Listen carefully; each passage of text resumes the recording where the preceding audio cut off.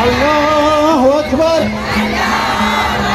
Syederalun, rakyat Iran bersemangat menghadapi gencatan senjata yang berlaku antara Israel dan Iran pada Selasa 24 Juni 2025. Iran menganggap gencatan senjata ini adalah simbol kemenangan setelah perang berkecamuk selama 12 hari.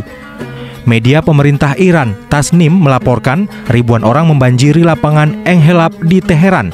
Mereka memuji angkatan bersenjata yang telah berjuang melawan Israel dan Amerika Serikat. Dalam aksinya, warga membentangkan bendera Iran sambil terus melontarkan kecaman kepada musuh yang berbunyi, "Kami berdiri sampai akhir. Amerika adalah mitra dalam semua kejahatan Israel." Presiden Iran, Masoud Pezeshkian, dalam keterangan resminya mengatakan bahwa rakyat harus bangga atas kemenangan yang dicapai. Menurutnya, Iran telah memaksa Israel untuk menerima gencatan senjata.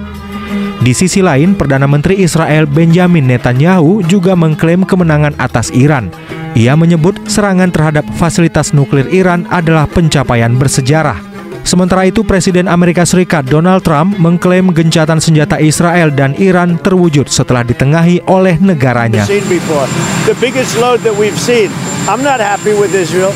You know, when I say, okay, now you have 12 hours, you don't go out in the first hour and just drop everything you have on them. So I'm not happy with them. I'm not happy with Iran either. But I'm really unhappy if Israel's going out this morning because of one rocket that didn't land, that was shot, perhaps by mistake, that didn't land. I'm not happy about that.